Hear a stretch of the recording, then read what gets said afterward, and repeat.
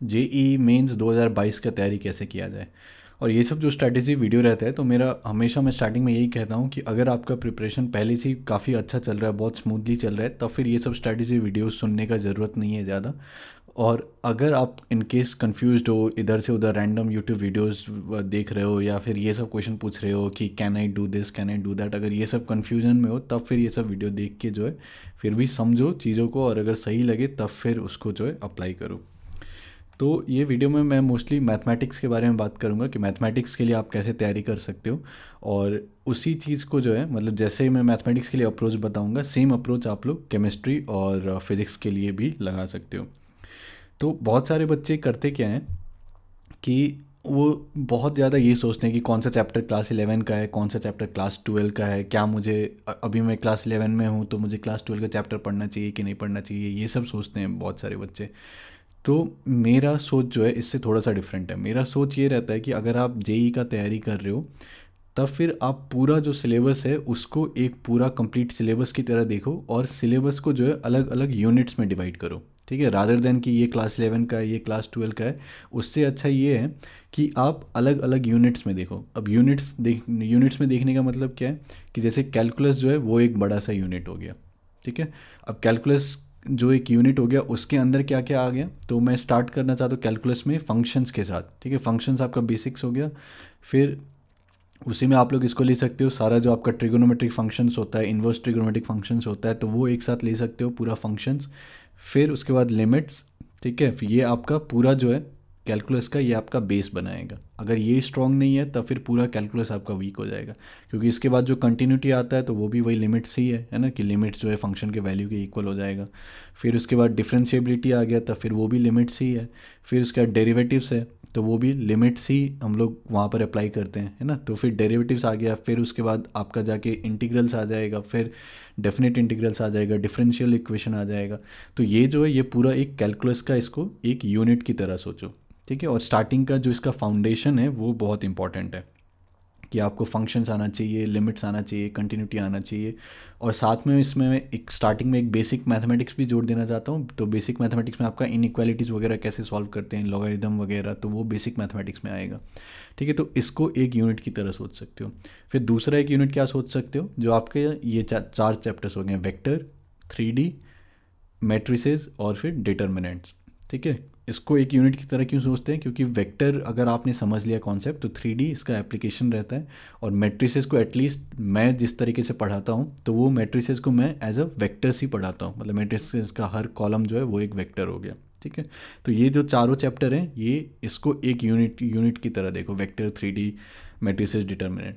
ठीक है, फिर उसके बाद तीसरा यूनिट मैथमेटिकल रीजनिंग स्टैटिस्टिक्स। इसको एक अलग से क्यों रखा, क्योंकि ये दोनों अलग चैप्टर हैं, और दोनों जो हैं जेई मेंस में एक एक क्वेश्चन ऑलमोस्ट पूछे ही जाते हैं। ठीक है, और फिर अब अभी मैं थोड़ी देर में बताऊंगा कि हर यूनिट को आप कैसे अप्रोच कर सकते हो। तो उसके बाद फिर कौन सा यूनिट, कि आपका कोऑर्डिनेट ज्योमेट्री और कोनिक्स। ठीक है, ये आपका एक यूनिट की तरह देखो, straight line, circle, parabola, ellipse, hyperbola. फिर उसके बाद जो आपके अलजेब्रा को चैप्टर्स बच गए, quadratic equation, complex number, sequence series, binomial theorem, उसको एक यूनिट की तरह देखो। और फिर लास्ट में दो चैप्टर जो बच गए हमारे, पीएनसी, प्रोबेबिलिटी, इसको एक यूनिट की तरह देखो। ठीक है, तो ये यूनिट की तरह देखने से हो क्या जाता है कि अब आपके दिमाग में जो है एम सेट हो गया। ठीक है, कि ये एक यूनिट मेरे को ख़त्म करना है, फिर दूसरा यूनिट को ख़त्म करना है, फिर तीसरा, फिर चौथा। तो इसमें जो है, जो आपका पूरा काम जो है वो छोटे छोटे काम में डिवाइड हो गया। ठीक है, तो दिमाग में उतना प्रेशर नहीं रहता है कि मेरे को इतना सिलेबस है, वो सिलेबस है। आप एक टाइम पर एक यूनिट पर फोकस करो। मान लो कि जैसे आपने वेक्टर वाला यूनिट उठाया, ठीक है, तो आपका एम क्या होना चाहिए कि अगले एक दो महीने में जो है, या फिर एक डेढ़ महीने में, मेरे को वेक्टर कंप्लीट करना है, 3D कंप्लीट करना है, मैट्रिसेस कंप्लीट करना है, और डिटर्मिनेंट्स कंप्लीट करना है। ये चार जो है आपका एम होना चाहिए। ठीक है, और ये चार को आप कंप्लीट कैसे करोगे, कि जिसके भी वीडियो लेक्चर्स देख रहे हो। ठीक है, तो अगर मेरा वीडियो लेक्चर देख रहे हो, मतलब मेरा, अगर आप JEEvidyalaya.com पर जाके क्रैश कोर्स देखोगे, तो अगर वो वहाँ से वीडियो देख रहे हो तो फिर वहाँ से फॉलो करो। या फिर आप जो भी टीचर को फॉलो कर रहे हो, तो उनका वीडियो अच्छे से फॉलो करो, कॉन्सेप्ट अच्छे से समझो। और फिर जब एक बार कॉन्सेप्ट समझ गए, तब फिर इसके जो प्रीवियस ईयर जेई मेंस के क्वेश्चन है 2019 या 2020 के, या फिर उससे पहले भी अगर जा सकते हो, तब फिर वो जो क्वेश्चंस हैं, तो उन सारे को सॉल्व कर लो। ठीक है। तो इतना अगर आपने कर लिया कि आपने पूरा चैप्टर का आपको कॉन्सेप्ट समझ में आ गया, और साथ में कोई एक स्टैंडर्ड बुक रखो सेनगेज टाइप का, ठीक है, और फिर उसमें देख लो कि सारा कॉन्सेप्ट आपने कवर किया कि नहीं। ठीक है। तो एक बार अगर वीडियो लेक्चर में देखने क्यों बोल रहा हूँ, क्योंकि जब मैं पढ़ाता हूँ, ठीक है, तो जैसे अगर आप सिनगेज में पढ़ोगे, ठीक है, वेक्टर हो गया, 3D हो गया, तो उसमें क्या रहता है कि आपको बस फार्मूलाज दिया रहता है और फिर बोला जाता है कि इसको ऐसे अप्लाई करो, ये हो गया है ना, कुछ एग्जांपल्स दे दिया रहता है। तो वैसे पढ़ने में क्या होता है कि आपका एग्ज़ाम में तो चलो तैयारी हो सकता है आपका, लेकिन आपको मैथमेटिक्स का पता नहीं चलेगा कि क्यों पढ़ाया जा रहा है। मतलब अगर system of linear equation solve करें तो उसमें एक सोल्यूशन आ रहा है या दो सोल्यूशन आ रहा है, उससे मेरे को क्या जा रहा है ना। तो ये सब जो एक इंसाइट होता है कि क्यों ये सब पढ़ रहे हैं, वेक्टर क्यों पढ़ रहे हैं, 3D क्यों पढ़ रहे हैं, मैट्रिसेस क्यों पढ़ रहे हैं, तो ये सब जो जब मैं लेक्चर देता हूँ तब फिर ये सब चीज़ जो है वो वहाँ पर आता है। तो आपको एक अलग सा फील आएगा कि ये सब चीज़ क्यों पढ़ाया जाता है ना, कौन सा कॉन्सेप्ट कितना इंपॉर्टेंट है, क्या है। तो ये सब जो है लेक्चर देखने से आएगा। और फिर तो इसीलिए मेरा सजेशन ये रहेगा कि लेक्चर्स देखो, जिसका भी देख रहे हो, मेरा देख रहे हो तो मेरा देखो, या फिर जो भी टीचर्स के देख रहे हो, लेकिन ये नहीं कि रैंडमली कभी किसी का देख लिया कभी किसी का देख लिया। तो उसमें होता क्या है कि जैसे मैं जब पढ़ाता हूँ तो मैं पहले वेक्टर पढ़ाता हूँ, फिर 3D, फिर उसके बाद मैट्रिसेस, फिर डिटर्मिनेंट। तो जैसे जब वेक्टर पढ़ा रहा हूँ तो थोड़ा सा डिटर्मिनेंट का ज़रूरत पड़ता है स्केलर ट्रिपल प्रोडक्ट वगैरह में, तो वहाँ पर मैं थोड़ा सा डिटर्मिनेंट पढ़ा देता हूँ। लेकिन मैट्रिसेस में मैं यूज़ करता हूँ वेक्टर्स को। लेकिन बहुत सारे टीचर्स जनरली पहले मैट्रिसेस पढ़ाएंगे फिर डिटर्मिनेंट, या फिर पहले डिटर्मिनेंट्स पढ़ाएंगे फिर मैट्रिसेस पढ़ाएंगे। तो सबका जो है अपना एक स्टाइल रहता है। ठीक है। तो एक टीचर को अच्छे से फॉलो करो, उसका कॉन्सेप्ट सारा करो, और जो जेई मेंस के क्वेश्चंस हैं उसको जाके सॉल्व करो प्रीवियस ईयर्स के। तो कोई भी चैप्टर ख़त्म हुआ कि नहीं, उसका लिटमस टेस्ट क्या होगा कि यही कि आपका कॉन्सेप्ट पूरा क्लियर है, और फिर आपने प्रीवियस ईयर जो जेई मेंस के क्वेश्चन है एटलीस्ट 2019 एंड 2020, तो वो क्वेश्चन सारा आपने सॉल्व कर लिया है। और जब आप वीडियो लेक्चर्स देख रहे हो तो मेरा स्ट्रॉन्ग आप लोगों से रिक्वेस्ट रहेगा कि आप लोग नोट्स बनाओ अपना। बहुत सारे बच्चे क्या करते हैं कि बस पीडीएफ नोट्स हल्ला करते रहते हैं और पीडीएफ नोट्स डाउनलोड कर लेते हैं। तो उससे कोई फ़ायदा नहीं है, वो फिर आपका एक नया बुक बन जाएगा। जैसे सेनगेज का एक बुक है तो वैसे ही वो पीडीएफ नोट्स का एक बुक बन जाएगा। तो जब तक खुद से नोट्स नहीं बनाओगे तब तक कुछ मज़ा नहीं आएगा। तो खुद से नोट्स बनाओ, फिर जब एक चैप्टर कंप्लीट होता है तब फिर उसका एक समरी नोट्स बनाओ। समरी मतलब क्या कि 1 पेज या 2 पेज में सारा कॉन्सेप्ट जो है उसको समराइज़ करके आप लोग नोट्स बनाओ। ठीक है। तो उससे क्या होगा कि रिवीजन के टाइम पर जो है वो बहुत फ़ायदा होगा। ठीक है। तो अभी से अगर हम लोग सोचें 2022 में, तो 2022 में जनवरी में मोस्ट लाइकली एग्ज़ाम होगा। ठीक है। तो अभी अक्टूबर चल रहा है 2020 का, मतलब आपके पास 1 साल 2-3 महीना है। ठीक है। तो काफ़ी टाइम है, कोई दिक्कत नहीं है। तो अभी से जो है पूरा एकदम लग जाओ। ठीक है। और जैसे मैंने अलग अलग यूनिट्स बोला है तो एक टाइम पर एक यूनिट पर फोकस करो। अब लेकिन जैसे कैलकुलस जो है बहुत बड़ा यूनिट हो गया है ना, काफ़ी उसमें टाइम लगता है। तो कैलकुलस में आप कर सकते हो कि कैलकुलस पार्ट 1, कैलकुलस पार्ट 2, है ना। कैलकुलस पार्ट 1 में आपने मान लो कि फाउंडेशन सारा कर लिया, functions, trigonometric functions, inverse, limits, continuity, differentiability, चलो डेरिवेटिव सब आपने पहला कैलकुलस में कर लिया। ठीक है। फिर थोड़ा सा कैलकुलस से ब्रेक लिया, फिर आपने मान लो फोकस किया वेक्टर 3D पे, ये वाला सारा यूनिट ख़त्म कर लिया। ठीक है। फिर बीच में कभी टाइम निकाल के मैथमेटिकल रीजनिंग और स्टैटिस्टिक्स कर लिया। फिर एक बार जब कोनिक्स उठाया तो कोनिक्स को सॉल्व कर दिया। फिर वापस आके अपना कैलकुलस जो है उसको कंप्लीट कर लिया, और फिर जो भी अलजेब्रा वगैरह का जो चैप्टर बचा हुआ है उसको भी कभी फोकस करके जो है उसको ख़त्म कर लिया। ठीक है। तो एक बार में इस टाइप से यूनिट जो है उसको उठाओ और उसको ख़त्म करो। ठीक है। तो इस टाइप से मत सोचो कि ये क्लास 11 का चैप्टर है, ये क्लास 12 का चैप्टर है। उस हिसाब से मेरे हिसाब से नहीं सोचना चाहिए। मेरे हिसाब से फोकस करो कि एक यूनिट को एक टाइम पर जो है वो ख़त्म करो। और जो प्रोसेस होना चाहिए वो यही होना चाहिए, पहले कॉन्सेप्ट, फिर प्रॉब्लम सॉल्व करो। प्रॉब्लम अगर सॉल्व नहीं होते हैं तो उनका सोल्यूशन देखो। सोल्यूशन देखने के बाद देखो कि कौन सा कॉन्सेप्ट आपको नहीं आता था, तो फिर से वापस जाके कॉन्सेप्ट देखो।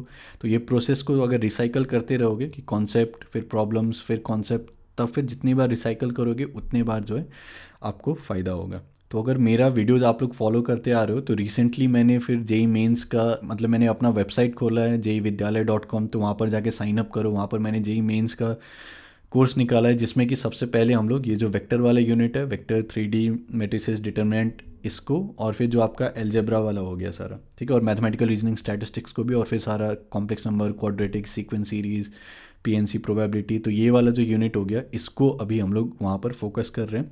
और बहुत सारे लोगों को ये डाउट लग रहा था कि मैंने स्टार्टिंग में बोल दिया था कि क्रैश कोर्स है, तब फिर ये बस रिवीजन टाइप का होगा कि मतलब फॉर्मूला बता दिया और फिर क्वेश्चन सॉल्व कर दिया। तो वैसा नहीं है, हम लोग कॉन्सेप्ट को जो है पूरा एकदम अच्छे से समझेंगे, है ना, पूरा डीप में समझेंगे। मतलब जिस तरीके से वहाँ पे पढ़ाया जाता है, मेरे को नहीं लगता कि आप लोगों ने कहीं पर भी पढ़ा होगा अभी तक अपनी लाइफ में मैथमेटिक्स, ठीक है। तो और मैं अपने चीज़ों को कभी भी ओवर सेल नहीं करता हूँ, तो अगर मैं बोल रहा हूँ मतलब सही में, तो आप जाके डेमो वीडियोस भी देख सकते हो। मैट्रिसेस डिटर्मिनेंट का मैंने यूट्यूब पर भी डाला था, तो वो वीडियो आप लोग देख सकते हो कि वहाँ पर हम लोग किस टाइप से पढ़ाई करते हैं। तो वहाँ पर थोड़ा जल्दी क्यों हो जा रहा है कंपेयर टू नॉर्मल कोर्स, तो वहाँ पर हो क्या रहा है कि मेरे पढ़ाने का क्या तरीका रहता है कि मेरा जो स्लाइड्स रहते हैं वो प्री रिटन स्लाइड्स रहते हैं, है ना। कि मतलब अगर मैं 1 घंटे का वीडियो आप लोगों के सामने ला रहा हूँ, तो उसको स्लाइड्स वो सारे लिखने में उसके पीछे मेरा 4-5 घंटा जाता है, ठीक है। और जब फिर मैं वीडियो रिकॉर्ड करता हूँ, तब फिर मैं उस कॉन्सेप्ट जो मैंने लिखा हुआ है पहले से, तो उसको एक्सप्लेन करता हूँ, फिर वहाँ पर कुछ कुछ लिखता हूँ, है ना। तो उसके कारण वो सब जो लिखने में टाइम जाता है कि let x be a vector या फिर जो भी, तो वो सब चीज़ पहले से लिखा रहता है, ठीक है। तो उसके कारण जो है टाइम थोड़ा सा बच जाता है। और फिर वो कोर्स में हम लोग क्या कर रहे हैं कि कॉन्सेप्ट समझने के बाद अप्लाई करते वक्त हम लोग सीधा जो है उसको जेई मेंस जो 2019 और 2020 के प्रॉब्लम्स है उसके ऊपर हम लोग अप्लाई कर रहे हैं, ठीक है। तो जिन लोगों को भी ये डाउट है कि कॉन्सेप्ट नहीं पढ़ाया जाएगा, तो फिर वो एक मतलब कॉन्सेप्ट ही पढ़ाया जाएगा, ठीक है। मतलब बिना कॉन्सेप्ट के हम लोग आगे नहीं बढ़ेंगे, तो कॉन्सेप्ट पूरा डिटेल में पढ़ाया जाएगा।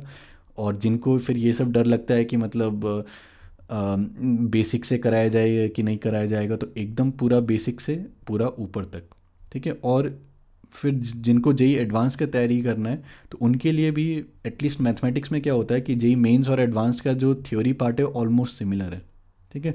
तो अगर मेरा कोर्स लेते हो और तो फिर वहाँ पर जो है थ्योरी जो हम लोग कर रहे हैं, तो वो आपका जेई एडवांस तक का भी जो फाउंडेशन रहता है वो आपका क्लियर हो जाएगा, ठीक है। तो उसके बाद फिर जैसे हम लोग बस जेई मेंस का प्रॉब्लम सॉल्व कर रहे हैं वहाँ पर, तो अगर आपको जेई एडवांस का करना है, तब फिर आप जाके प्रीवियस ईयर जेई एडवांस का क्वेश्चन सॉल्व करो, ठीक है। तो ये जो कोर्स है जेई मेंस का तो आपको पूरा डेफिनेटली कर देगा, और जेई एडवांस तक पहुंचा के फिर आपको छोड़ेगा, है ना। फिर आप लोग जेई एडवांस्ड का प्रीवियस ईयर प्रॉब्लम सॉल्व करो। और साथ में मेरा ये सजेशन रहेगा कि जो एनटीए का टेस्ट सीरीज़ है, अभ्यास ऐप है, तो वो टेस्ट सीरीज़ दिया करो बीच बीच में, है ना। और फिर बहुत सारे लोग ये बोलेंगे कि मेरा सिलेबस कंप्लीट नहीं है, तो मैं कैसे वहाँ पर जाके टेस्ट दे दूँ। तो मेरा सजेशन यही रहेगा कि कोई बात नहीं, जितना सिलेबस हुआ है तो पूरा को कंप्लीट करो, और फिर जब एग्ज़ाम दे रहे हो एनटीए का टेस्ट सीरीज़, तो वहाँ पर आपको जो चैप्टर्स आते हैं उसी के चैप्टर्स के क्वेश्चन ढूंढ ढूंढ के जो है आप उसको सॉल्व करो, ठीक है। तो उससे क्या हो जाएगा कि आपका और एक स्किल डेवलप हो जाएगा कि एग्ज़ाम में कौन सा क्वेश्चन छोड़ना है, ठीक है। तो ये जेई टाइप का जो एग्ज़ाम होता है, इसमें कौन सा क्वेश्चन करना है के साथ साथ आपको ये भी पता होना चाहिए कि कौन सा क्वेश्चन आप छोड़ सकते हो, ठीक है। तो अगर बीच बीच में प्रैक्टिस करते रहते हो, पूरा सिलेबस आपका कंप्लीट नहीं भी हुआ है, तब फिर आप जो चैप्टर्स आपने नहीं पढ़ा है उसका क्वेश्चन जो भी है वहाँ पर, तो उसको छोड़ दो वहाँ पर, है ना।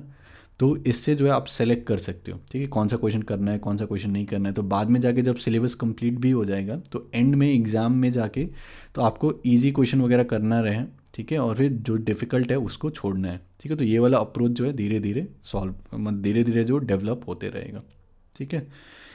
तो मेरा सजेशन यही है मैथमेटिक्स के लिए एटलीस्ट, कि टाइम है अभी, और इस तरीके से अलग अलग यूनिट्स को जो है कंसिडर करो।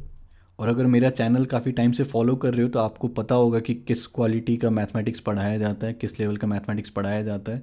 और ये जो कोर्स है मेरा, तो jeividyalaya.com पर जाके साइन अप करो, वहाँ पर फ्री में डेमो वीडियोज़ हैं, और फिर जितने भी मेरे एनसीईआरटी वीडियोज़ यहाँ पर हैं वो सब सारे वहाँ पर फ्रीली अवेलेबल हैं, तो वो सब जाके वहाँ पर देख सकते हो, ठीक है। और फिर अगर डेमो वीडियोज़ वगैरह अगर आपको अच्छा लगा, तो या तो आप अगर जेई 2021 का तैयारी कर रहे हो, या 2022 का तैयारी कर रहे हो, या 2023 का तैयारी कर रहे हो, किसी भी साल का तैयारी कर रहे हो, तो आप लोग जो है वो कोर्स ले सकते हो, ठीक है। और ये इतना मैं गारंटी कर सकता हूँ कि उसमें जो लेवल का मैथ्स पढ़ाया जाएगा, या फिर जिस तरीके से पढ़ाया जाएगा, उस तरीके से जो है आपने कभी मैथमेटिक्स नहीं पढ़ा होगा। तो सबको ऑल द बेस्ट। और ये सब मत दिमाग में ये सब मत सोचना कि मतलब कोरोना के कारण आपका ये साल निकल गया, आपने पढ़ाई नहीं किया, ये तो वो सबके साथ हुआ है, ठीक है। तो उतना प्रेशर मत लो कि ये नहीं हुआ वो नहीं हुआ। अभी आप जहाँ पर है उसके बारे में सोचो, आगे जितना टाइम बचा हुआ है उसके बारे में सोचो। और लॉजिकली ये जिस तरीके से मैंने बोला कि ये अलग अलग यूनिट्स है, तो एक टाइम पर अगर एक यूनिट को फोकस करोगे तब फिर चीज़ें जो हैं थोड़ा आसान लगना स्टार्ट हो जाएगा। और इसी तरीके से जो है साथ में केमिस्ट्री और फिज़िक्स को भी आप लोग साथ में आगे बढ़ के चलते रहो।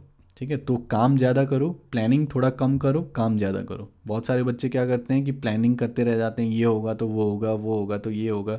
तो उतना मत सोचो, एक प्लान कुछ दिमाग में लो और फिर बस काम करना चालू करो। ठीक है, और कितने घंटे पढ़ाई करना है, तो घंटे वंटे से कुछ नहीं होता है। जब तक आपका दिमाग चलता रहे तब तक पढ़ाई करते रहो। ठीक है, और जो नेचुरल ब्रेक्स है वो नेचुरल ब्रेक लो, है ना। जैसे कि अब रात में तो सोना है 6-7 घंटा, तो रात में सोना है। ठीक है, फिर सुबह उठें तो सुबह उठे, पढ़ाई किए, फिर उसके बाद नाश्ते के लिए ब्रेक लेना है तो नाश्ते के लिए ब्रेक लेना है, फिर से पढ़ाई किया, फिर नहाने के लिए ब्रेक लेना है, नहाने के लिए ब्रेक लिया, फिर लंच के लिए ब्रेक लिया, फिर थोड़ा देर सो गए, है ना, फिर पढ़ाई किया, फिर शाम को थोड़ा टहलना है। तो जो एक नेचुरल शेड्यूल रहता है उसी नेचुरल शेड्यूल में रहो। और घंटा काउंट करके मत पढ़ाई करो। कभी हुआ पढ़ते पढ़ते अब दिमाग में नहीं घुस रहा है, तब फिर थोड़ा ब्रेक ले लो, है ना, फिर उसके बाद थोड़ा ब्रेक लेके पढ़ाई करो। तो एक नेचुरल जो फ्लो रहता है उसी हिसाब से पढ़ाई करो, और जितना कर सकते हो उतना करो जब तक दिमाग में चल रहा है। तो बहुत बहुत धन्यवाद, और अगर कोर्स में एनरोल करते हो तब फिर कोर्स में मिलते हैं। ठीक है, चलो फिर अगले वीडियो में मिलते हैं।